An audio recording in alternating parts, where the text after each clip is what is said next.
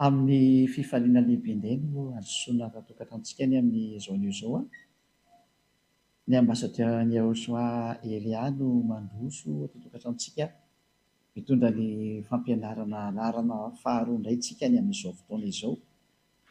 Dia amin'ny firavoravoana lehibe no iarahantsika indray ary miarahaba manokana ny dada malalaka Yayavaza izay mampitondra an'izao teny izao a. Ary miarahaba manokana koa ny Yahosoa izay tompony fampianarana koa izay avy any amin'ny dada mala Yayava ary dia voninahitra ho anazy menaka. Dia mamerina ny fiarahabanantsika rehetra totokantrano tena koa ny ambassadeur ny Yahosoa Elia no mandroso atokantrantsika indray amin'ny teny tia. Dia mamerina ny fiarahabana an'izay rehetra mbola tsy nahiny ihany koa izany a. Dia samota iny Yahosoa daholo. Narana faharoa ny fampianarantsika ny amin'izao anio izao ary mitondra ny lohateny hoe ny anaran'ny Yayava dia novain'ny olombelona hoe Allah. Moa izany Andriamanitra ny Silamo izay alaza ao any tsy malala na hoe Jehova ho any Andriamanitra ny protestanta ny dikan'izay ary hoe Yahvé ho any Andriamanitra ny katolika ny dikan'izay. Fa maninona moa izany izy io no novaina? Izany ilay resatsika. Dia hatrany manome valiteny ary ho averimberiko ity valiteny ity hoe nanararoatra ny atezeran'ny dada Yava ny olombelona satria rehefa nanota ireo zanak'Israely ireo dia nanararoatra an'ilay atezeran'ny dada Yava izay nisy teo amin'ny zanak'Israely ny olombelona. Ina ny antony? Satria ny olombelona rehefa nahita hoe tezitra dada Yava tamin'ny zanak'Israely izay nanota teo anatrehany dia nandray fanapa-kevitra dada Yava hikapoka sy hamely ary hamono an' zareo ary hisaraka amin'ny tanteraka. Ary nanomboka teo dia tsy nisy nafantatra ny dada Yava intsony ny zanak'Israely. Eny ny fahatrany amin'ny anarany aza tsy fantany. Ka rehefa tsy fantany moa ny anarany izany dia mazava ho azy fa tsisy mahay intsony. Ary rehefa tsisy nafantatra intsony ny olombelona dia nanomboka teo amin'izay dia namorona ny anarany amin'izay ny olombelona rehetra rehetra. Tao ny katolika romanina nanomboka namorona ny azy koa. Tao izany ny silamo namorona ny anazy koa. Silamo dia tena nisy namorona boky spesialy ho an'izay mihitsy izy. Izay no nahatonga nanome an'ilay daty hoe raha ny fivavahana silamo angaika taty amin'ny taona +600 taoriana l'an 0 nefa ny boky ny Israelianina boky ny Jiosy dia efa tany amin'ny -1900 tany ho any zany. Chiffre approximative moa izany fa izany hoe milaza ny mahatranainy azy. Ny boky ny Mose izany dia efa tany amin'ny taona -1500 -1400 tany ho any. Chiffre approximative daholo zany hoe daty manakaiky ny maro satria fa ela loatra izy dia tsy hita intsony ilay tena hoe précis tena daty précise mihitsy. Ka eo amin'izay sary izay dia milaza amintsika mihitsy fa efa boky efa taty aoriana daholo izany ny boky misy. Raha antsika ny katolika romanina dia tany nomboka tany amin'ny -100 tany ny tena nanjakanjakan zareo tao amin'ny fahatry Israel. Nanomboka nanjakazaka izy dia rarina zareo raha namorona ohatran'izay koa ny protestanta koa namorona ny azy izy taty aoriana ela be taty koa izy mba namorona ny azy. Zany hoe samy namoromorona ny azy teny daholo izany nanararoatra ny fisarahan'ny dada Yava tamin'ny zanak'Israely satria tsy nahay niantso an'io Andriamanitra intsony ny olombelona. Dia teo ilay fanararotana ilay olombelona Israelianina izay resako izay tsy afaka niantso ny Andriamanitra ny satria niady tamin'ilay Andriamanitra ny Yayava dia nanararoatra daholo namorona anarana ny olombelona ary indrisy tonga hatrany amin'ny namorona boky mihitsy ny aza dia samy nanao ny azy izay. Ka ho azavaiko amintsika tokoa hoe tena nisy ve izany hoe tena tezitra marina ve tamin'ireto zanak'Israely dada malala Yayava ary vokatran'izay atezerana izay dia nisaraka taminazy dada malala Yayava. Rehefa nisaraka taminazy dia lasa tsy fantatra intsony ilay anarana. Daholo jerevantsika ary ny soratra masina. jerevantsika ara ny soratra masina araka ny voalaza ao amin'ny tadiavaka ampitetsika zany teknisiana sady manolotra manamboatra ihany nareo ao anatin'izany sary teta zany araka ny voalaza amin'ny boky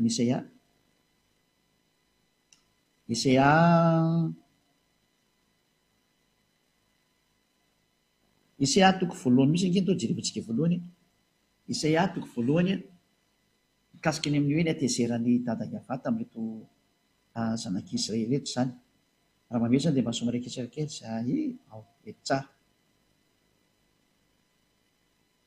Isaia toko voalohany dia vakitsika manomboka amin'ny andinin'ny faharoa avy hatrany zao ny vakitsika zany hoe eto zany tsika dia ahitany atezerany dada Yahva tamin'ny zanak'Israely ary nanompo andriamanikafa ary zareo ka izay mihitsy natezitra ny dada Yahva ary nanao tsy mety izy zany hoe niantso andriamanikafa reto Israelianina reto ary nisarahany dada Yahva dia lozika be zany rehefa niala tokoa dada Yahva dia niverina tamin'ny andriamanikafa natsotsomo zareo izy ary hafa indray koa no niditra teo any hoe tena mampalahelo mihitsy ny sara mitranga amin'ity olombelona ty fa izay no tonga antsika nanome an'ilay daty mihitsy ny ambasadeur-ny Elia hoe ity nge ny daty dia jereo tokoa fa tena nialanareo ny anarana mahafaka amin'ny fahotana satria mantsy ny tena marina io Andriamanitra io tena tsy tia fahotana izy ary tena halany mihitsy n'izany fahotana zany tena tsy mety aminy mihitsy n'izay teny izay aloha vaketsiro ny Isaia toko 5:20 anomboantsika anazy aloha amin'izay resaka fahotana izay hoe tsy mety aminy mihitsy ny fahotana io ka raha ianao zany mpanota ny fivavahanao miteraka anao mpanota ohatra mpanotanao rehefa tsy Yahva ny antsoinao dia efa mpanota ianao raha vao miteny hoe Andriamanitra Abrahama ny Andriamanitra anao ka tsy Yahva no antsoinao dia mpanota ianao satria io ny orizinalina antsoiny Abrahama ka raha misy olona manova an'izany dia efa tsy Andriamanitra Abrahama miaraka aminazy lozika be nge zany na ianao koa recomprendre an'izany hoe i Abrahama kosa ve tany amin'ny lamoiny 2000 tany ho any no nisy dia izy niantso hoe Yahva tao anatin'ny bokin'ny Israelianina dia misy ve olona mamorona boky hafa teorian'ity dia mamorona anarana hafa nefa izy miteny hoe Andriamanitra Abrahama ihany no antsony ahoana moa ny ampitombona an'izany kosa ny aminao na ianao ngita dia micomprendre hoe tsy maro ny ty sary ty ka noho ny amin'ilay tsy fahalalànareo no mahatonga ny Elia mampianatra ankehitriny hoe jereo amin'izay ny marina satria Elia ny raha namonjy dia tonga hamonjy ary tena hamonjy mihitsy ary manoro hevitra nareo mba ho voavonjy nareo nao vaketsika ny Isaia toko 5:20 andininy voalohany sy ny faharoa iarahantsika mijery tsy mamaky hovonina ry dada Yahva sy Osla endro ny tanany Yahva tsy fohy fa mahavoonjy ary ny sofiny tsy lalidalaovana fa mary fa nieloka reo ny hevitra mampisaraka anareo amin'Andriamanitra reo ary ny fahotanareo no mampiafina ny tavany aminareo ka dia tsy mihaino izy io zany no mazava be ny tena Andriamanitra fa io Andriamanitra io dia tsy mihaino ny mpanota noviana noviana ary tsy mety mifandray amin'ny mpanota ary tena halany mihitsy ary mandingana mpanota mihitsy ny ary moa izy io nketsika jery tena Andriamanitra fa dia ho arantsika araka an'izay mihitsy ny izy hoe araka ny bokyny mpaminany dao jerevantsika indray jery toko sy andiny hafa indray tsika tsy aloha hijery kely anankiray tsika aloha satria mampianatra dia tsy maintsy manome anareo kotsiny hoe koa misy tenty mba ho jerevantsika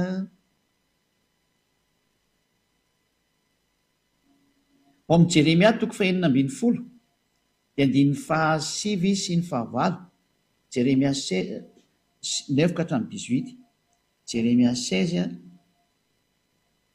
dia 9:18 16 voilà mihetsika hijery an'ity teny ity indray Jeremia 16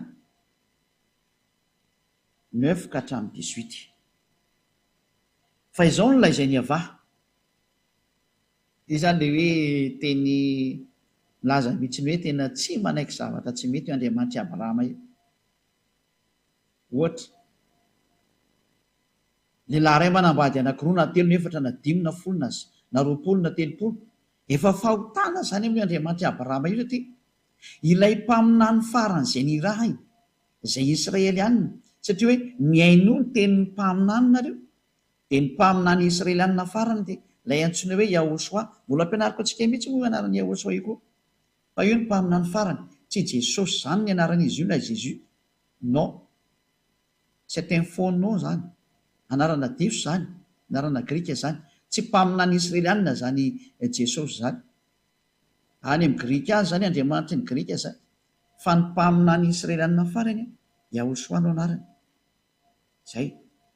Ary zay Yahosoa zay mihitsy no namoaka fanambarana mihitsy hoe aoka ny lehilahy anankiray hanambady vehivavy anankiray, ary aoka ny vehivavy anankiray hanambady lehilahy anankiray, fa zany ny didin'io Andriamanitra iayavà io.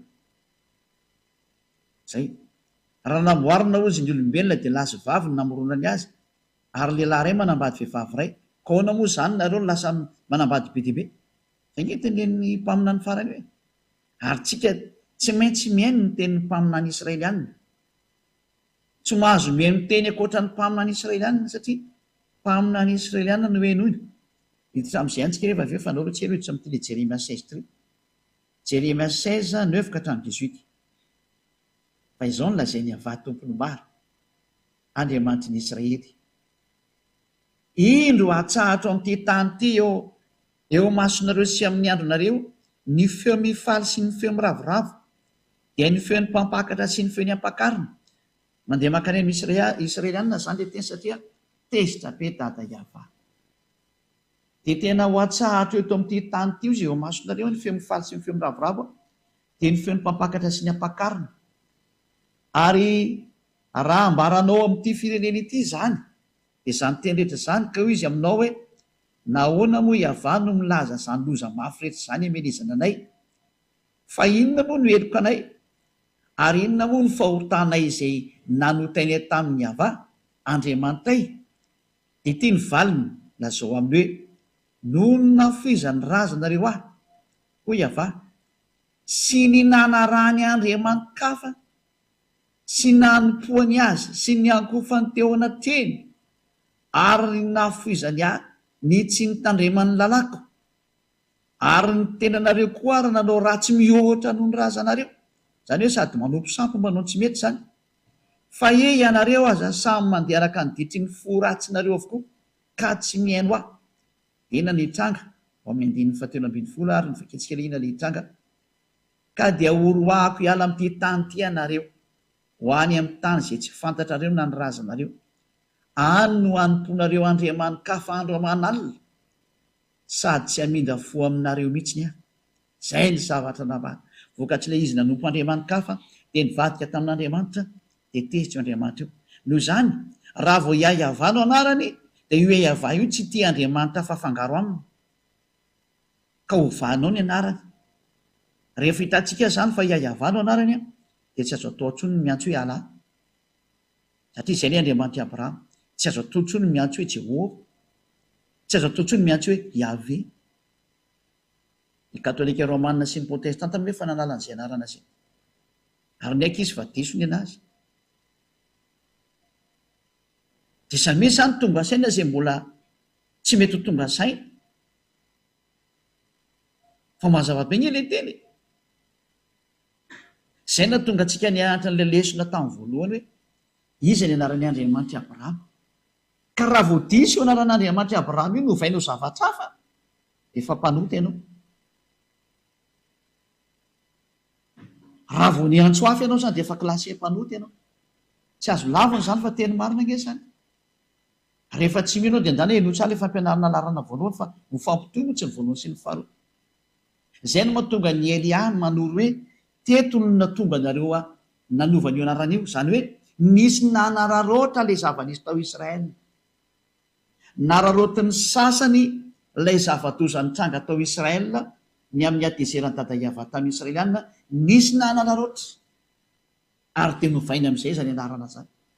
Ka tonga eto ny zanaky ny tompon'ilay anarana, zanak'ilay Iavà, ilay misy miteny hoe nga misy Andriamanitra miteraka izany.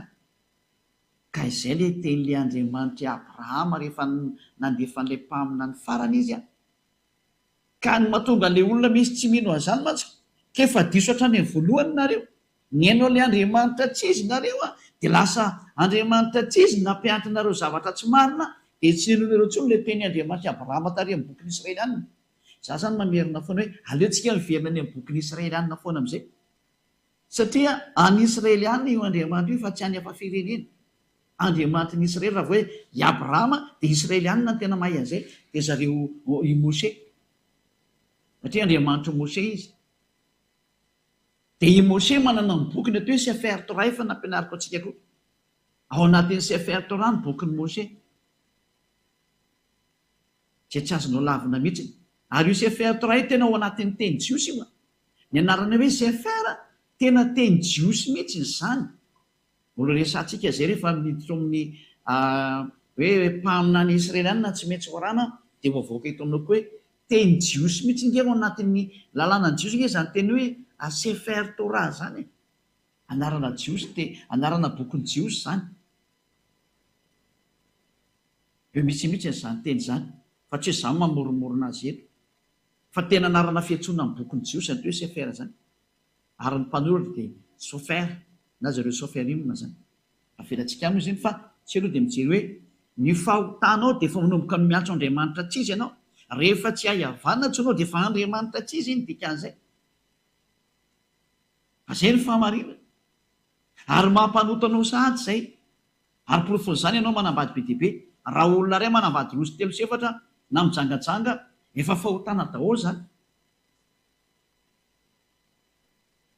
ny fanompon'andriamanitra tsy mitovy amin'ny hahavany ianarany dia efa fahotana zany satria voaporofo mihitsy ny tao amin'ny larana voalohany fa tena ianaran'io andriamanitra io dia hiayava ary tezitra izy raha voanovaina io anarana io tezitra mihitsiny izy ary ny saraka tamin'ny israelianina ary io fisarahana io mihitsiny a no nararotiny sasany amin'izay reto olona tsy matahotra an'andriamanitra eto zay iny mahatonga miteny amin'ireo olombelona amin'izao génération zao hoe raha nisy nao tsy mety ny tany aloha tany aza manareo manaraka ny tsy mety miaraka aminazy raha misy nanao tsy mety ny tany aloha tany dia aza rahanao oka ianao tsy hipetraka ao amin'ny plasiny hoe rehefa fantatra fa tsy mety dia mbola rahana ihany aza manao an'izany tsotra fa andro ny fahalalana zao aleontsika mihitsy ny fahalalana dia ny marina zay na tonga ny eliana ampianatra ry hoe iza ilay andriamanitra abrahama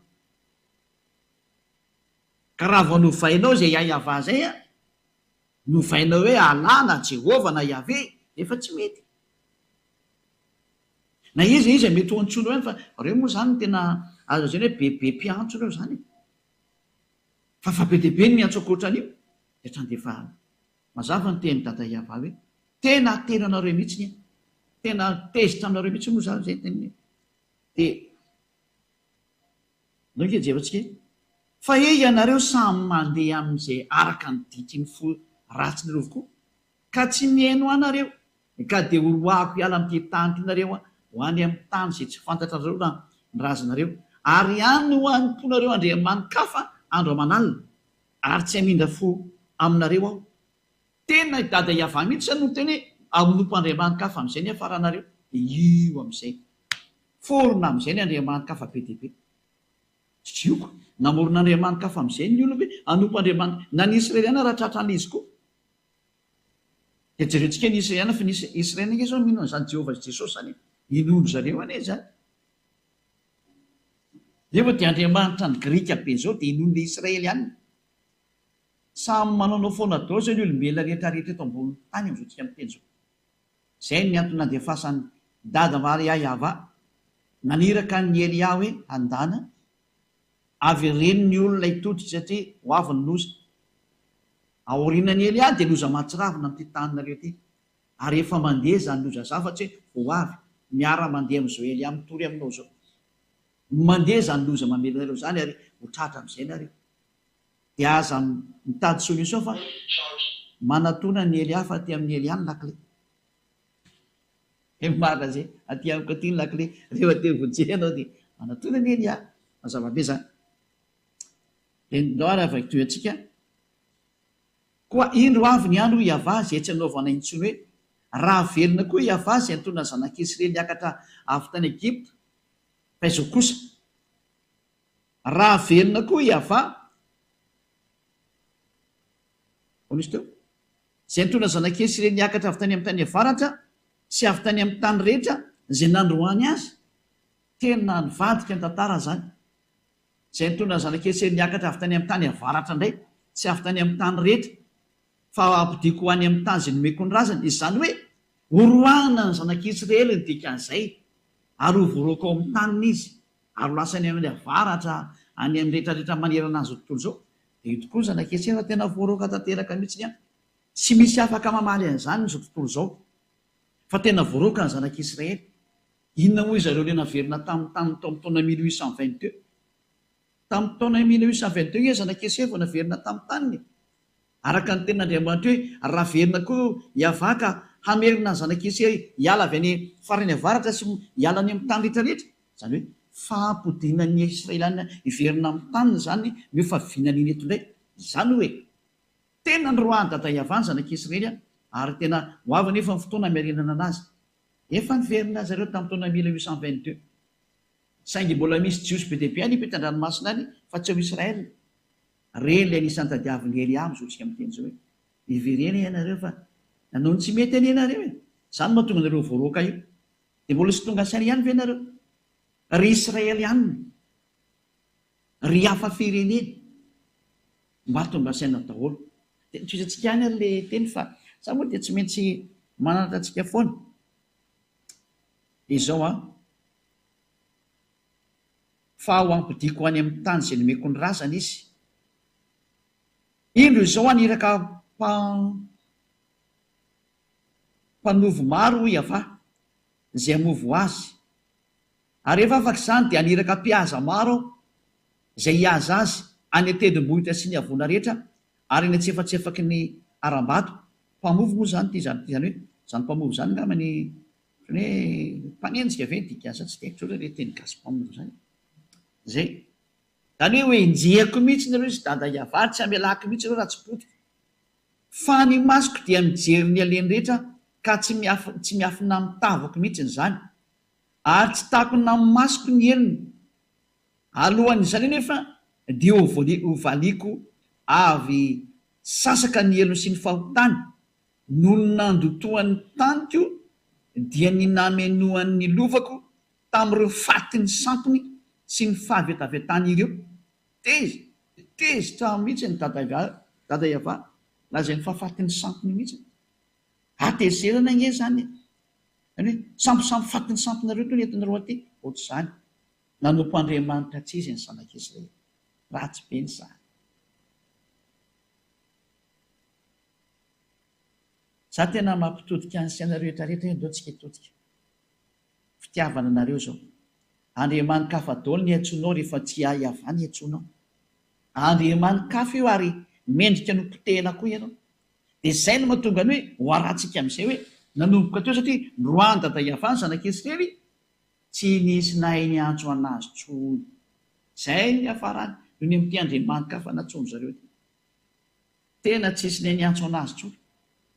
Ohatry jerefantsika amin'izay ny ten'Andriamanitra hoe tsy misy mahafantatra azy tsony ny olona dia ny zanak'Israely. Foana hatrany amin'ny famonjena ho an'ny zanak'Israely. Isaia toko fahaenina. Vakitsika indray ny Isaia toko fahaenina manao ny andininy fahasivy. Io vakitsika. Hoy izy mandehanaka nazao amin'ity firenena ty hoe mandrenesa mandrakariva ihany ianareo ka nefa aza mahalala. Mijereva mandrakariva ihany koa ianareo nefa aza mahafantatra. Ataovy adala ny fon'ity firenena ity ary ataovy lali-dalovana ny sofiny ary ataovy mikipy ny masony. Fa andao ahita ny masony dia andreny sofiny dia alala ny fony dia hibebaka izy ka ho sitrana. Eto izany tenin'Andriamanitra dia efa nametraka mihitsy ataovy adala ny fon'ireo olona reo. Rehefa avy ny menimenina zany dada hiavah hoe ho aripako nareo fa tena nanompo sampo nareo. Niantso Andriamanitra tsy izy nareo. Nanao ny adalana faratampo nareo. Dia namoa izany raha tsy efa manao foana daholo koa nareo. Rehefa tsy hahiavany na antsoinao dia efa manompo sampy ianao ny dikan'izay. Profon'izany efa ny alamy katolika romanina sy ny protestanta ilay anarany hoe Yavé Jéhovah. Fa misy mbola tsy nanala ny azy. Aty izy manana boky hafa mihitsy fa eo nefa tena mipetraka hoe raha tsoinao ny Andriamanitra Abrahama, mahina tsy hahiavany ny antsoinao.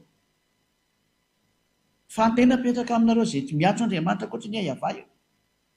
Satria ny rahantsika nijery mihitsy ny originalina ilay anarana tao amin'ny bokin'ny Jiosy niraisika mihitsy ny hoe raha ny bokyny jiosy dia tany amin'ny taona moins 2000 sy ny moins 1500 tany any ny bokyny Abrahama sy Mose. Fa raha ataontsika raintsika eto ny boky hafa raha ny bokyny Silamo taty amin'ny taona plus 600 izy ary ny tokony ho arahantsika. Dia hoe ny tena mila mipetraka maso tsy miangatra sy tena be fitiavantsika hoe tena hoe raha tena nompon'ny Andriamanitra Abrahama maro ianao izy ny tokony ho arahana. Ny teny tany aloha tany ve zay teny Abrahama mivantana sy teny Mose mivantana ty izy mianakareo no nahita anazy voalohany iny sa le tenin'olona taty oriana taty zay taty amin'ny taona plus 600 no tsara tsy miangatra tsika na ny teny tao amin'ny katolika romanina sy ny protestanta fa saingy zareo efa nanalany azy. Fantahina mipetraka mihitsy zay fa zay hoe tonga Elia hamonjy sy hanavitra. Mbola tsy ndiko mafy aminao mihitsy izany teny zany hoe hamonjy sy hanavitra zany Elia zany solo tenan'ilay Andriamanitra Abrahama Yahva ny raha namonjy ny olombelona ampafantatra ny olombelona hoe tia ny adalana nataonao mbola anao adalana ihany ve ianao dia ho fay ohatran'ny Israely ihany fa tena ny faiziny io Yahva io tsy nge ny Israely ihany ianao ve mitady famaizana ohatran'ny nazo anazy. Fa ny tena napetrako aminareo rehetra zay mandray azy manerana an'izao tontolo izao. Elia mametraka fantena aminareo olombelona eto ambonin'ny tany dia eto amin'ity planeta terre nareo ity ianareo olombelona mbola sahanareo ve nanimbazimbany io Andriamanitra Abrahama fa fanazimbazimba anazy ny fanovana ny anarany. Raha Yahva ny netsony Abrahama anazy azo vaina tsoa izy efa manimbazimba ianao rovovanao zany. Ary raha Yahva ny netsony Mose anazy mbola manimbazimba koa anao raha hovainao zany satria mpaminany lehibe anankiroa ngery hoe niaraka tamin'ny Yahva. Ka ahoana moa anao ny anazimbazimba ny anarany io hovainao zavatra hafa izy dia amoronanao zavatra hafa mihitsy ny izy. Tsy matahotra ve ianao? Aza miantso any Andriamanitra Abrahama aloha rehefa zavatra hafa ny antsoinao fa tsy mety tena tsy mety ary milaza aminao fa tena tsy mety fa ifandonanina amin'izay ianao dia ianareo. Fa Andriamanitra Abrahama zany tsy azo sangina mihitsy zany. Andriamanitra zany ary tena izy zany ka mamerina ny sainareo olombelona mihitsy ny hitodika any amin'ny tena hoe mba jerevo amin'izay ny manina. Fa ny zanak'Israely izay niaraka taminy rehefa nandika ny teny sy naniotra anazy ary niantso Andriamanitra kafa hatrany dia tena nataony fay mihitsy. Hitantsika tsara fa tena voaroka anie zareo ary tena fay anie zareo lasa ny paritaka manderan-tany anie zareo ary tena fay izy. Hitantsika tsara zao nanaovany Hitler anazy tamin'ny taona ady lehibe nisy tany aloha tany ireo tamin'ny ady lehibe faharoa amin'ny saikina voalohany na faharoa tamin'ny jios Hitler anazy iny tamin'ny ady lehibe faharoa. Zava-doza mihitsy anie. Anjarantsika ny mieritreritra amin'izany sary rehetrarehetra zany hoe tsy mamela masana io Andriamanitra Abrahama io rehefa tena tezitra ary tena tezitra izy zao satria ahoana moa ny anarany kosa raha natsoina hoe Yahva tany aloha tany. Ary zareo ary rehefa mira dia manao hoe Alleluia dia zany ihany anarany Yahva ny dikan'izay. Ahoana moa lasa miovana izy tokoa hoe lasa hoe Allah lasa hoe Jehova lasa hoe Yahvé. Ahoana moa natao an'izany kosa izy tena tsy mety kosa ny zany.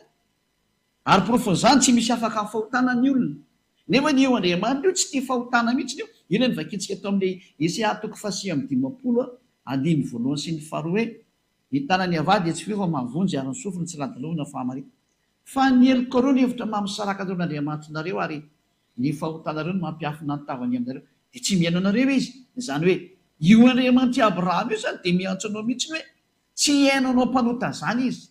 Raha vao novainao io anarany io dia efa mpanota ianao ary izay no nandringana any Israely ihany.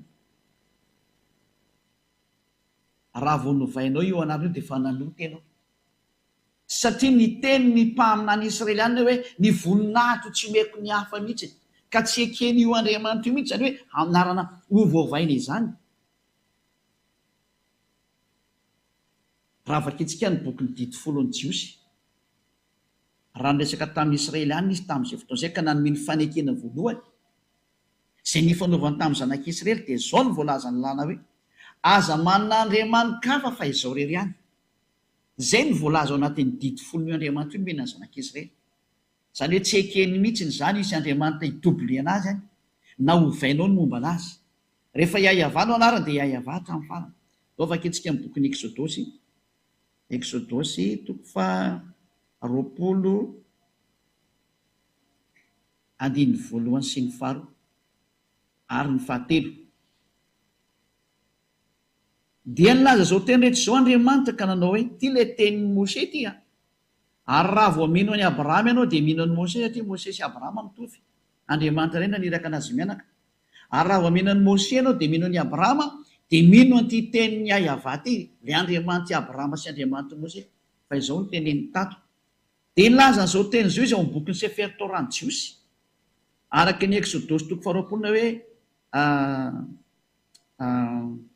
Shemot chapitre 20. Shemot moa zany dikany Exodosy amin'ny teny Hébreu. Izao ny hava-Andriamanitrareo izay nitondranao nivoaka avy tany amin'ny tany Egypta tamin'ny trano nandevozana.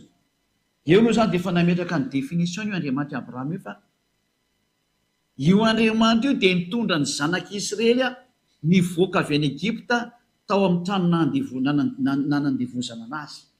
Apetraka aminareo rehetra izay miantso ny Andriamanitra anareo any nareo hoe nareo ve ilay andevy tany Egypta sa ny Israely any? Manontany tena daholo amin'izay rehetrarehetra na malagasy io na anglisy io na frantsay io na afrikana io na arabo io na sinoa io na japonais na amerikana hoe ianareo ve ny voalaza tamin'ity teny ity sa hafa? Dia voalaza ny ten'Andriamanitra fa ilay Andriamanitra dia tao amin'ny Israelianina mihitsy no niasa araka ny tenin'Andriamanitra Abrahama tamin'ny Mose hoe izao no hava-Andriamanitra ao izay nitondranao nivoaka avy tany amin'ny tany Egypta tamin'ny trano nandevozana. Raha ity teny ity zany dia mazava fa izay andevy no miaraka aminy ka andevy tany Egypta. Ka ianareo ve mba andevy tany Egypta? Ianareo rehetrarehetrareo ve mba nisy andevy tany Egypta? Fa izaho manokana aloha dia milaza fa tsisy andevy tany afa-tsy Israelina rery ihany ny andevy tao Egypta. Araka ny voalaza ny tenin'ny Andriamanitra ny Abrahama ary ny soratany dadabe Mose. Fa i dadabe Mose izay tena mpaminany n'Andriamanitra dia niteny fa io Andriamanitra io dia nitondra ny zanak'Israely niala avy any Egypta tao amin'ny trano nandevozana. Raha amin'ny andininy 7:20 mantsy ny Exodosy 19:1. Tamin'ny volana fahatelo taorian'ny ialany zanak'Israely tany amin'ny tany Egypta dia tamin'ny andro zany no natongavany tany amin'ny efitra Sinay. Ao amin'ny efitra Sinay zany zareo amin'io, zareo Israelianina zany. Dia tao amin'io efitra Sinay no nanomezany dada Yavan'ny didy folo any zareo any Israelianina. Dia reto Israelianina reto zany satria ilay nivakiko tao amin'ny andininy fa ao amin'ny toko 9:20 teo. Reto Israelianina reto zany lay andevy tao Egypta dia ireo ilay nentina nivoaka. Io izy ny dada Yahva hoe izaho no Yahva Andriamanitra ao ilay nitondranao avy any amin'ny tany Egypta nivoaka avy ao amin'io trano nandevozana io. Mazava zany fa ny mahafantatra an'io Andriamanitra io dia ny Israelianina. Noho izany tsy maintsy ny bokin'ny Israelianina ny jerevantsika ny momba azy. Fa tsy azy hoe ary amin'ny boky tsy fantatra ary. Ka misy teny hoe izy io mba mahafantatra an'io Andriamanitra io fa nisy ny teny tamina, ny resaka tamina, nisy ny seho tamina. Aza miditra amin'izany fa ny teny mariny Abrahama kosa dia misy mazava hoe izao ilay Andriamanitra Abrahama ilay nitondranao nivoaka avy tany amin'ny tany Egypta. Nietsona zany Andriamanitra, nietsona zany Andriamanitra Abrahama zany Yahva nietsona taminy ao amin'ny bokin'ny Jiosy. Dia izay no tonga amin'ny teny hoe io anaran'ny Yahva io dia misy an'izao teny izao ao amin'ny andininy 7. Aza manana Andriamanitra hafa fa izao Yahva ihany. Zarery zany no Andriamanitra ao, Yahva no anarako dia aza asiana Andriamanitra hafa intsony ankoatrana mazava be izay. Eto zany Elia dia miteny amintsika mihitsy hoe aza miantso Andriamanitra hafa intsony ianao fa ny anarako efa hainao Yahva no anarako. Ka aza miantso hafa intsony ianao. Nanina nefa nareo ny antso hafa? Dia misy mantaiza moa le antsonareo? Dia samy mandinika. Aza efa nanome santionina ny teo. Misy hoe miantso hoe ala. Tsy izay ny anaran'ny Andriamanitra araka ny voalazan'ny soratra masina any Jiosy. Misy miantso hoe Jehovah. Tsy izay ny anaran'ny Andriamanitra io. araka ny voalazotra masina ny jiosy boky ny Abrahama sy boky ny Mose sy afiatoran'ny jiosy. Misy miantso hoe Jehovah tsy izay ny anarany io a, misy miantso hoe Yahvé tsy izay ny anarany io, fa ny anarany niantsony Abrahama azy sy niantsony Mose anazy dia mazava be hoe Yahveh. Zay mahafantatra azy tsara mihitsy zany Abrahama zany, mahafantatra azy tsara mihitsy. Andriamanitra Abrahama izy, Andriamanitra Mose izy, fa i Mose moa tena nizingizina mihitsy ny amin'ny fahalalana azy, tena fantany tsara mihitsy. Satria raha miteny hoe Andriamanitra Abrahama dia mahafantatra azy Abrahama, Andriamanitra Mose dia mahafantatra azy Mose. Iza ny anarany? Yahveh no anarany. Dia ahoana nefa nanao nanova? Fanontaniana apetraka anao, nanina anao nanova? Iza no teny taminao vao io? Iza no teny taminao hoe hovainao io? Fanontaniana apetraka aminao rehetrarehetra mihitsy izay. Fa tsy moramora hoe Andriamanitra Abrahama izao zavatra nataonao zao. Satria efa antiny izy hoe aza manan'Andriamanitra kafa fa izareo ihany. Ary namafitsina izany tamin'ny boky ny mpaminany, araka ny tenin'ny mpaminany, ary boky nisy afaka itsika miaraka indray boky nisy ahy. Dia manasanao foana miantso anao anaraka ny teny. Isia 48:11.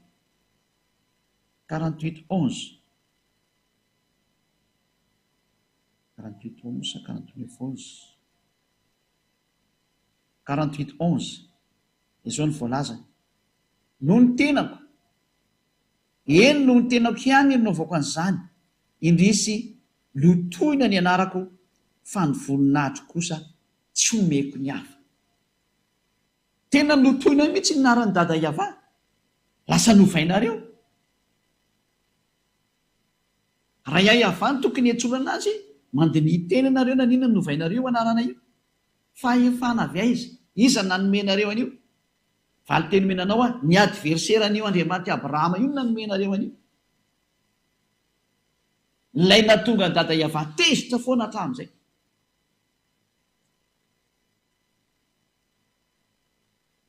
Ary vokatry ny atezerana dada Yahveh amin'izay a, teo amin'izay nareo nanararoatra. Rehefa tezitra dada Yahveh dia nisitaka tamin'ny zanak'Esy, tsy nety niaraka tamin'ny tsony a. Teo amin'izay nareo a ny olombelona tena nampalahelo mihitsy ilay zavatra niseho. Nalain'izareo amin'izay dia namorona anaran'Andriamanitra amin'izay izy. Teo daholo ny nivoahan'ny anarana be dia be natsoinareo olombelona. Oka daholo ny karazan'Andriamanitra be dia be. Indrisy mampalahelo. Zany hoe nararotiny sasany ilay fisitany Yahveh malala tamin'ny zanak'Israely, Yahveh ilay Andriamanitra Abrahama, ilay Andriamanitra Mose. Rehefa niala tamin'ny zanak'Israely izy fa tezitra dia nararotina amin'izay ilay fialana. Satria tsy nahafantatra azy intsony ny zanak'Israely, dia nararotina koa ilay tsy fahalalana, dia novaina amin'izay ilay hoe Allah, Jehovah, Yahvé sy ny maro samihafa izay tsy voatanisa. Misy mamorona be dia be any. Fa reo moa no tena malaza reo dia izay nahatonga ny hoe ity ny santionany ity. Fefa be dia be izany ankehitriny. Mampalahelo, mendrika ny potehany izao tontolo izao. Ary tena rary ny raha ho potehina amin'izay nareo. Rary.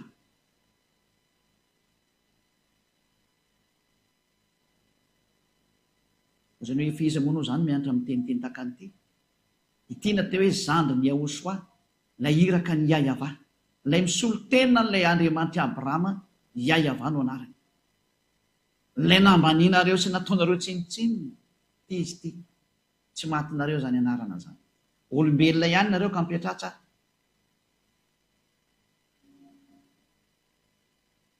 Fa ny tompony aina no miresaka aminareo. Ary ny tompony fanahy. Tsy moramora zao nataonareo zao. Naninona nataonareo an'izao ny Andriamanitra maro? Manao revitra ely aho hoe rehefa tsy teo rigana, raha tsy teo aripaka, verena amin'ny Yahveh nareo.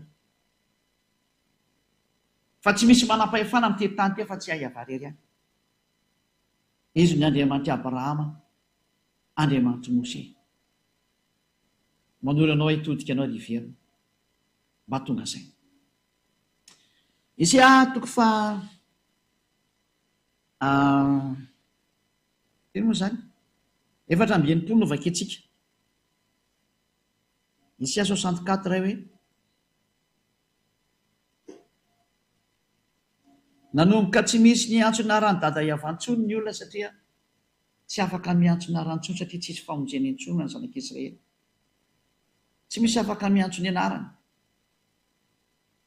Isaia 64:6 tsy misy miantso ny anaranao na mifohy fikitra aminao fa efa nanafina ny tavanao taminay ianao ka nandevona anay noho ny amelokay. Tsy afaka miantso tsony ny anaran'ny dada Iavany olombelona dia ny Israely ihany. Tsy misy miantso ny anaranao tsony na mba hifohy maraina ka hifikitra aminao. Ina ny antony? Nafeny dada Iavany tavany ka tsisy afaka miantso azy, tsisy afaka miresaka aminy. Zay ny zava-misy. Nampalahelo ilay tantara.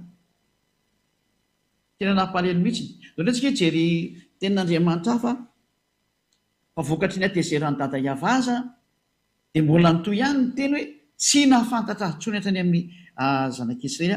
Zany hoe vakitsika ny tenin'Andriamanitra ao amin'ny bokin'ny Jeremia 4:22. Jeremia 4:22 dia miara-mijery indray zany tsika zay. Jeremia 4:22. Inge vakitsika ny teny.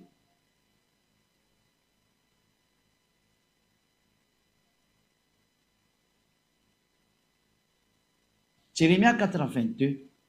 Fa adala ny oloko, izao tsy mba fantany, tsy fantany tsony dada Iava. Zaza tsy misy saina izy, tena tsy misy saina intsony. Very zany ny fahalalana ny dada Iava, sady tsy manam-pahalalana. Raha ny anao ratsy dia endry izy, fa raha ny anao soa kosa tsy fantany tsony. Mazava zany ny teny eto fa tena tsy mahafantatra ny dada Iava tsony ny zanak'Israely. Teo ilay nararotina amin'izay. Ary ny zava-doza aza, raha sendra misy miantso ny aran'ny dada Iava dia nitenenina hoe aza miantso an'izany tsony fa so maty eto ny hafarany. Maty mihitsy ny hafarany. Raha vakitsika ny bokin'ny Amosa 4:4 angambany izy enao vakitsika izay. Amosa 4:4 vakitsika kely amin'arany ao soa. Amosa izay misy an'izany Amosa zany. 4:4 dia manomboka amin'ny 5. Hoe teto no nahatonga ny olona nanararoatra nanovany eo amin'izay dia ny olona tsy matahotra ny eo Andriamanitra Abrahamy mihitsy. Amosa 4:5 ka hatrany amin'ny 10. Ary raha misy folona sisa ho an-trano iray dia samy ho faty ireo. Io zany ilay ozina hoe ho ataoko maty mihitsy nareo androany, ho enjehako mihitsy ireo sy dada Iava, vonoko nareo. Ary ny havan'izay matina izay mandevona azy dia ambetany faty ka dia tondra azy hiala ao an-trano. Hoe avoaka zany dia faty zany satria maty ireo. Dia hiteny amin'izay ao anaty trano hoe mbola misy ihany va ato aminao, zany hoe mbola misy olona maty ihany ve ao. Dia hoy izy hoe tapitra, dia ho valiana hoe manginona re fa tsy tokony ho tonoina ny anaran'ny Iava. Hoe aza tonoina ny anaran'ny Iava fa raha vao tonoina io dia maty eo indray tsika. Zany hoe tena tsy misy fahefana iantso ny anarana tsony fa tena lasa danger de mort no miantso anazy. Raha ho an'ny zanak'Israely nanomboka teo ny Israelianina ilay tsy nahafantatra azy tsony ary tsy nahalalana azy tsony. Ary tamin'izany fotoan'izany tokoa dada Iava no nanao ny lehilahy aminazy hoe ny oloko hafantatra ny anarako dia izay hitenenako hoe ity aho. Satria ny Israelianina efa tsy afaka hafantatra intsony noho ny amin'ny atezerany dada Iava dia nipoteny mihitsy ny fahalalana azy ka vita ny dada Iava hatrany amin'ny naniraka Nebokadnezara hanapotika ny tempoly izay misy azy. Vita ny hatrany amin'ny fanapotena ny tempoly noho ny amin'ny atezera. Ka rehefa tsy teo potika ohatra nanjony Israelianina, petrahatsara ianao. Aza miseho anao mahery ianao no miseho matanjaka ianao fa tsy matanjaka zany ianao. Olona ihany ianao fa tadidio ary lehibe ilay mibaiko ny sainao. Fa ny foroniny ianao Iava ny namorona anao. Ilay dada malalaka, dadan'ny Elia zany. Ilay naniraka ny Eliako. Dada izy ve Andriamanitra izy ve tsy atao dadako aminy. Dady fanajana azy zany. Ary marina zany. Zay ny zavatra misy zay. Ka inona ny sary mipetraka zany amin'izao tsika miteny izao. Fa raha ny sary mipetraka dia hoe rehefa tsy afaka ny antsony io Andriamanitra intsony ny zanak'Israely ary tena tafasaraka tamin'ny dada Iava araka ny teny hoe indro ny tanany Iava tsy fifa mavonjy ary ny sofiny tsy ladalovana famahary fa ny eloko areo no hevitra mampisaraka anareo ny Andriamanitrareo ary ny fahotanareo no mampiafina ny tavany aminareo ka tsy miaino izy. Izay teny izay dia porofo mitohaka amin'ny tendantsika fa tsy mety miaino ny mpanota io Andriamanitra io. Zany hoe raha vao novainao io anaran'io dia efa mpanota ianao ary tsisy Andriamanitra miainanao zany io. Tsy miainanao zany io Andriamanitra Abrahama io, reraka ao fotsiny ny antsomatso tabataba anao zo fihetsiketsena maketsemaka fa tsy miainanao zany io Andriamanitra Abrahama io zany. La ny andro io fotsiny ianao. Fa raha Andriamanitra tsy izy dia miaino anao. Fa nazavaiko hoe ary io ngery natesitra ny dada Iava. Io no natesitra anazy.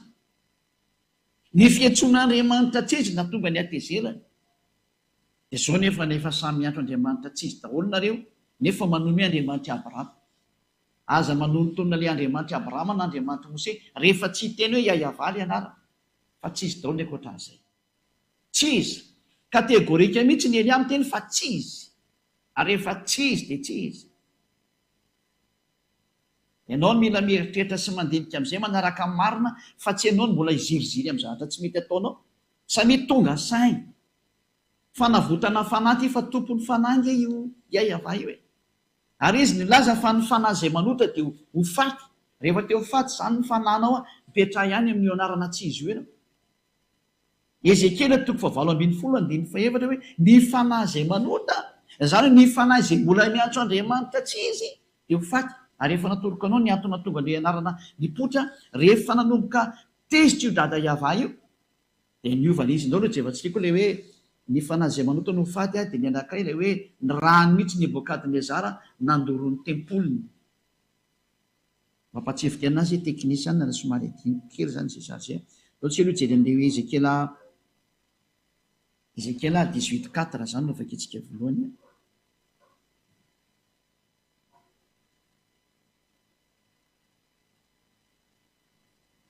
Ezekiel 18:4 indro ahy ny fanahy rehetra toy ny fanahy ray dia toy izany koa ny fanahy ny zanany samy ahy daholo ireny. Ny fanahy izay manota no faty. Zany hoe raha misy fanahy manota zany dia ho faty io fanahy io.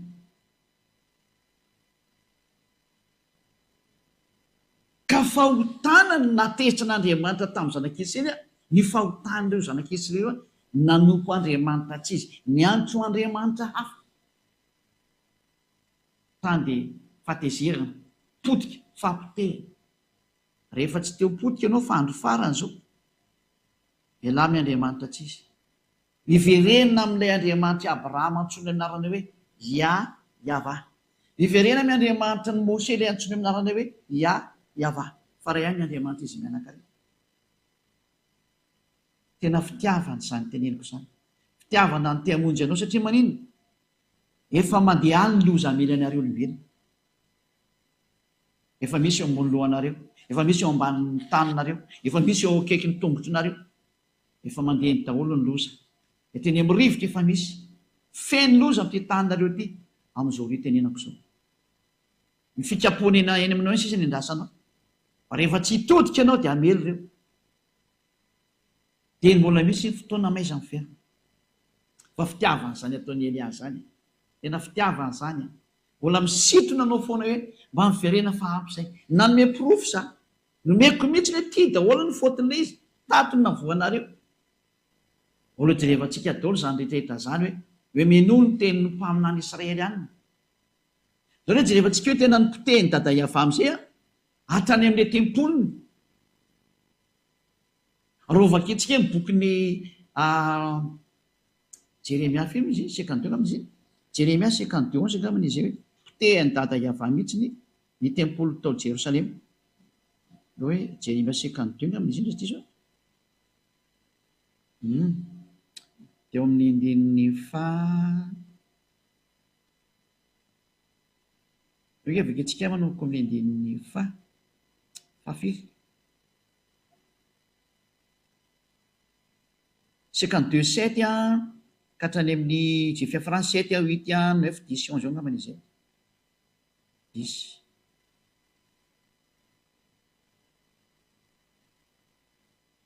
vakitsika andidiantsika eo ny afaran'izy zay. Ary nisy voabanga ny tanàna dia nandositra alina ary ny miaramila rehetra ka niala tao an-tanàna tamin'ny lalana mankany amin'ny vavahady tany elanelan'ny mandaroa izay eo anilan'ny sahany mpanjaka fa ny kaldianina no manodidina ny tanàna ka nandeha tamin'ny lalana mankeny amin'ny tany ay. Ary ny miaramila ny kaldianina nenjika ny mpanjaka ka natratra ny Zedeka teny amin'ny taniny ay. Ary Jeriko dia niparika nandao azy ny miaramila ny rehetra. Ary voasambotra ny mpanjaka ka nentina niakatra ho an'ny Babilôna, ho any amin'ny mpanjakan'ny Babilôna tao Ribla any amin'ny tany Amata ka dia notsaraina tao izy. Ary ny mpanjakan'ny Babilôna namono ny zanakalany Zedeka teo mason-drainy ary ny mpanapaka androdrina koa dia nivonoany tao Ribla. Ary nompitsiry ny mason'ny Zedeka dia nafatotry ny mpanjaka tamin'ny gadra varana izy sy ny maro samihafa. Io zany hoe nivonoany zareo aiza moa hoe amin'ny 720 240 notoizatsika. Ary tamin'ny andro 10 tamin'ny volana 15 tamin'ny taona 720 nanjakan'ny Nebokadnezara mpanjakan'ny Babilôna dia tonga tany Jerosalema Nebosaradana lehibe ny mpiambina mpanompony mpanjakan'ny Babilôna 720 ka nandoro ny tranony ava sy ny tranony mpanjaka mba amin'ny trano rehetra tany Jerosalema dia ny trano lehibe rehetra dia nodorany tamin'ny hafa avokoa zay satria dada Iava mihitsy naniraka anazy hoe nanadory. Rehefa tehitra zany hoe dada Iava io dia tonga amin'izany sary zany ary miomana ny dikan'izay. Io ny profo fa nitapahany mihitsy ny fifandraisana tamin'ny zanak'Israely naseny dorany Nebokadnezara mpanjaka mihitsy izy. Zay le rikatra amin'ny Jeremia 5:20 noinge fijalevantsika izy teny zay. Jeremia 5:20 hoendro Nebokadnezara mpanompo manoko amin'ny 9 koa izao no lazainy Iava tompony maro noho ny tsy henonareo ny teniko ry Israelianina satria Israeliana io resany io dia indro ampanalaiko ny firenena rehetra any avaratra sy Nebokadnezara mpanjakan'ny Babilôna mpanompoko. Lazainy fa mpanompony mihitsy nefa zata sady olona mpanompo sampy io ny tena biby be mihitsy. Hoy Iava ary entiko amely an'ity tany ity izy sy ny mponeto mba amin'reto firenena manodidina rehetrareto ka aringako tokoa ireo ka ataoko figagana sy zavatra mampisitrisitra sady rava mandrakizay ary dia atsahatra eo ny feo mifaly sy ny feo miravoravo sy ny maro samihafa zany. Eo zany hoe nasainy dada Iava nobataina avy any mihitsy Nebokadnezara hoe asio io dia poteo reo Israelianina reo dia poteny Israelianina tokoa ary poteonareo Babilônianina io Israeliana io dia tonga tokoa izy moa i Nebokadnezara mpanjaka dia nanapotika ny tanànan'ny Israelianina dia nidory rehetra any amin'ny tranony Iava mihitsy nidorany navelany dada Iava nidorana amin'izay hoe dory io fa tsy araka amin'ireo intsony zay. Zany rehefa tehitra io dada Iava io. Ianao ve tsy tonga saina amin'izany hoe ianao efa fantatra na fa Iava ary ianao efa mpanota mpanao ratsy ny atao amin'ny Elia. Tsy misy olona manao ratsy intsony miaraka amin'ny Elia zany fa olona parfait ary efa manarivony zany olona parfait zany zay miaraka amin'ny Elia amanarivony ary efa be dia be nefa maniry teo tonga amin'izany. Zany ny hetsokoana hoe ianao hoe mbola te hiady amin'ny Andriamanitra Abrahama ihany, mbola te hiantsy ady aminy nefa voaporofo aminao fa tsy izy anie io ohatronao io. Andriamanitra tsy izy anie io ohatronao io. Mbola tsy tonga saina ihany ve ianao? Anjaranao ny mieritreritra, fais ton choix.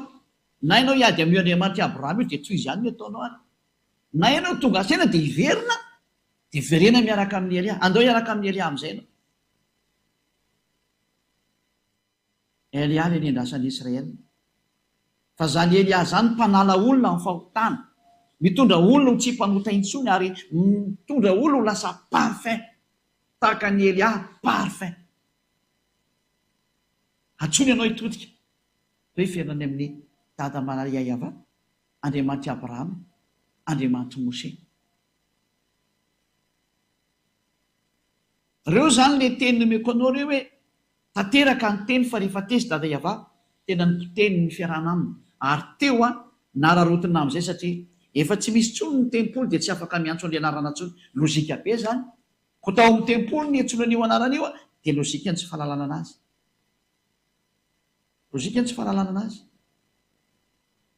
dia novain'ny olona amin'izay le izy satria io tantara io tany amin'ny taona moins 500 tany hoany io tantarany natongavany Nebokadnezara io tao moins 590 teo dia nanomboka ny déportation ny zanak'Israely zany hoe natao sesitany esclave dia nitoyny nandeha tao amin'ny zareo medianina persianina niditra ilay koa reny niditra ny grika niditra ny romanina ary taty aorindrinan'ny romanina niditra ny arabo ary teo na tonga ny famoronana n'le anarana ihany koa satria hoe rava le anarana dia namorona koa ny arabo namorona ny anarany hoe ala izy tahaka ny katolika romanina namorona hoe Yahvé tahaka ny protestanta namorona hoe Jehova samy ara namorona ary niforona dao naran'Andriamanitra be dia be rehetra zay efa tsy haitsika tsony nisy ny amin'ity tany ity samy nanao daholo ny rehetra rehetra zay na tonga nanana profeta ity ilay marina miverena amin'ny marina daholo miverena ao amin'ilay marina daholo fa ampy izay tsy marina nataonareo zay ary lazaiko anareo fa tena fitiavana zao fitiavana ny hamonjy olona hanavitra olona hamerina anareo any amin'ilay tena nahary tongotra aman-tananareo fa ny mpanota zay voalaza fa mpanota iny dia tena ho faty ho any amin'ny elongena ho any amin'ny l'enfer l'étang du feu ho any amin'ny afo mirehitra mandrakizay ianao fa mbola io Andriamanitra Abrahama io no teny azay hoe ho alefako any ny mpanota izy mihitsy no teny azay tamin'ny alalan'ilay mpamina ny farany hoe Yahoshua no anarany jerevantsika io histoirany mpamina ny farany io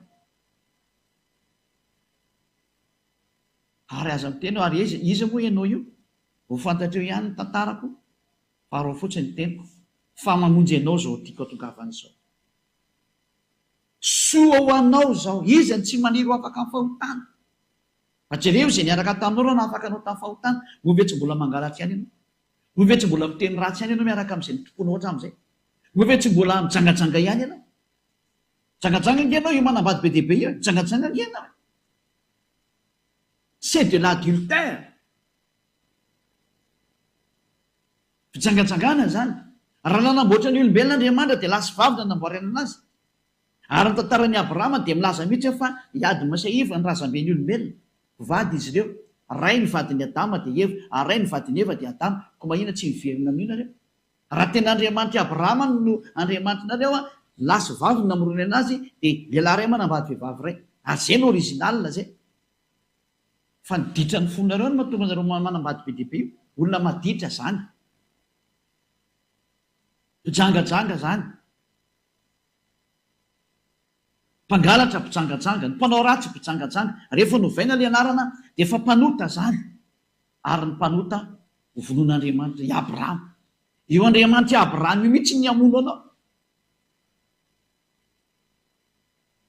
tena miteny anareo mihitsy ny efa fitiavana ho azo tsy misangy io Andriamanitra i Abrahama io izy no Andriamanitra verina amin'ny daholo zay rehetra miantso anazy iayavano anarana ary tsy manota intsony zay miantso an'io Andriamanitra io tahaka ny Elia tsy zay rehetra efa niaraka tamin'ny Elia satria zay miaraka amin'ny Elia zay na nytoa anarany hoe Elia iayavano ny mpaniraka azy dikany El dia Andriamanitra solo tena ny Andriamanitra mandehandeha ny atao hoe Elia raha zavy za manavitra ny rehetrarehetra io izao tontolo zao nge zao avotako zao engane mba isan'ilay klasiny teo voavonjy ianao engane konista ao anatin'ilay klasiny teo afika ianao fa ity ny famonjenanao zao tempo zao mba izy ianao mitodika zao anaraka ny Elia anaraka ny dada Yahava satria Elia nitondra anao ahy ho afika ianao rehefa manaiky an'izao famonjena zao jereo ny rehefa miaraka amin'ny Elia fa manarivo ny njaranao mba miditra koa mavonjeko koa ny fanahnao fa ny fanahy-panota ny atao hoe mpanota dia ny olana novan'io anaran'Andriamanitra io dia efa mpanota ianao fa mpanota ianao zay ny mpijangajanga mpanota ianao zay manambady be dia be mpanota ianao zay mpiteny ratsy mpanota ianao zay mpisoloky mpanota ianao zay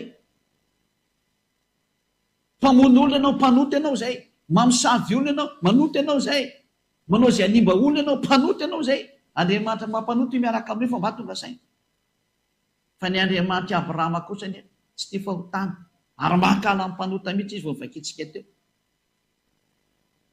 Zay ny fiafarany teliko mazava tsara aminao, porofoko aminao fa fitiavana zany.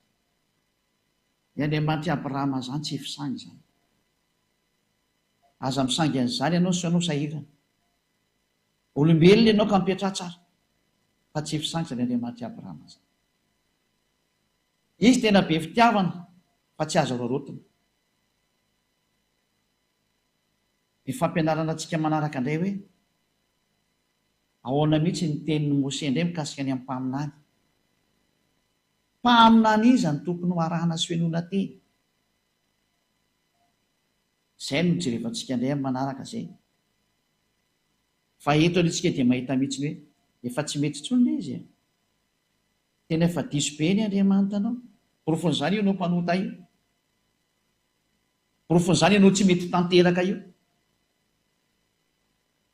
Fa ny olona izay miaraka amin'io Andriamanitra io, izay no tonga nazo namonjy ianao, mo tonga tanteraka ianao. Fa io Andriamanitra io mihitsy tsy tia olona maloto, tsy tia olona mpanota. Vao ny vakitsika teo izy, hoaringana ianao rehefa mpanota ianao dia hoaringana ianao. Ary rehefa tsy mbola ringana ianao amin'izao dia voatsipy ianao rehefa maty any amin'ny farimy rehetra avy, any amin'ny feu éternel, mamono anao tsakijana. Zany ny toerana famonoana amin'ny fanahy. Izay no misy anga zany, ka izay ny tenin'ny mpaminany farany. Tenin'ny mpaminany farany taona izany meko anao zany. Yahoshua ilay mpaminany farany. Mpaminany Israelianina, araka ny tenin'ny dada Yahva hoe mpaminany Israelianina no henonao ary ho arahanao. Izay ny amarantsika anazy. Deutéronomia 18:15. Deutéronomia 18:15, mpaminany Israelianina no henonao anatin'ny Sefer Torah Jiosy zany. Vakitsika sady dia amarantsika anazy. Izay no jerevantsika indray manaraka hoe raha ny lalàna zany dia tsy maintsy atao amin'ny Israeliana eto ihany ny azo rana ny teny. Zareo Israeliana ihany tsy maintsy henona teny fa ny ankoatra izay dia tsy mahazo. Deutéronomia 18:15, eo avarantsika ara ny teny. Voninahitra dada Yahva sy Joshua. Mpaminany avy eo aminao dia avy amin'ny rahalànao tahaka ahy. Zany hoe mitovy aminao izy Mose, ka izaho taranaka Israelianina. Israelianina ohatra anaty dikan'izay.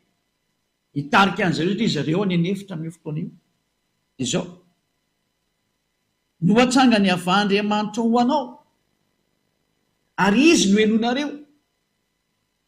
Zay. Io mpaminany Israeliana ihany zany no azo henona zany. Fa raha vao tsy Israelianina dia tsy azo henona. Refeso indray ny mpaminany miresaka aminareo. Iza ny mpaminany miresaka aminareo dia samy mandrefy ny azy tsika. Ianà zao dia tena mpaminany Israelianina mihitsy ny no arahako hatramin'ny farany. Araka ny tenin'io Andriamanitra Abrahama io. Zay no hoe tenin'ny Andriamanitra Abrahama Yahva, ary Andriamanitra Mose Yahva. Mpaminany Israelianina. Izay no jerevantsika sy ny toin'izay satria fahonjena mandrapa tonga antsika any amin'ireo mpaminany farany izay atao hoe Yahoshua no anarany. Fa zany ny tena mpamonjy zany, mpanavitra zany, iraka farany meny dada Yahva ho amin'ny fanavotana ny olona. Dia miraso antsika izay nandresina anaraka ho tahiny Yahoshua ny antsika rehetra, ho tahiny dada Yahva. Satria tao amin'izany Yahoshua zany nazonana ny famonjena. Izay ilay ho hazavaintsika mihitsy izay. Ho ampahafantarana antsika hoe tena nisy mihitsy ny lamin'asa-pamonjena. Ary ho jerevantsika hoe nakaiza ty tenin'ny dada Yahva ty, raha monjy ny olona izy aiza ny teny misy anazy. Efa mazava fa tao Israel. Satria Andriamanitra Abrahama izy dia lasa Andriamanitra Mose. Noho izany ary amin'ny taranak'i Abrahama nakany amin'ny Mose no misy anazy. Satria ireo no nafantatra ny anarana. Ary ny Andriamanitra Mose, rehefa mino amin'ny Mose nareo dia tsy maintsy mino ny Andriamanitra Mose. Ka ny Andriamanitra Mose dia ao anaty Sefer Torah. Ary ny Sefer Torah dia miteny hoe Yahva zany Andriamanitra zany. Fantany napetraka hoe inona zany no tokony atao rehefa resy lahatra. Dia arao foana ny fampianarana. Fatoranao dony ataonao fa zao ny teniko aminao mandarany Elia. Hatrany andao hiaraka amiko. hoe za hamonjy ny fanahiko hoe za fa za tsy hamonjy tsy hanarin'ny fanahiko fa amonjy andao zay hamonjy ny fanahiny miaraka mily adaoly am'izay manerana an'izao tontolo zao onjeo ny fanahinao fa ny fanahy zay manova anarana dia ho faty ozy dada iava araka ny teny ny mpaminany Ezekely mpaminany Israelianina zany ary ny mpanota rehetra tsy mihaino anareo zany ozy dada iava ary izy tsy azonareo terena fa tsy mihaino izy tsy misy an'izany hoe mivavaka dia mifona dia mivavaka dia mifona dia manao ny ataony dia mifona dia manao ny ataony tsisy Andriamanitra ny teny an'izany fa ny mpanota dia ho alefako any amin'ny fahariam-miatrafo ny teneny fandringanana fahatezerana mirehitra zany ny miandry ny mpanota ohatra anareo io dia nareo mpanota rehetrarehetra amin'ity planeta terra ity mpanota daholo nareo olombelona rehetrarehetra tsy misy afaka na ny ray aza onjeo ny fanahinareo nao anaraka ny Elia efa afaka itsika dada malala iava aho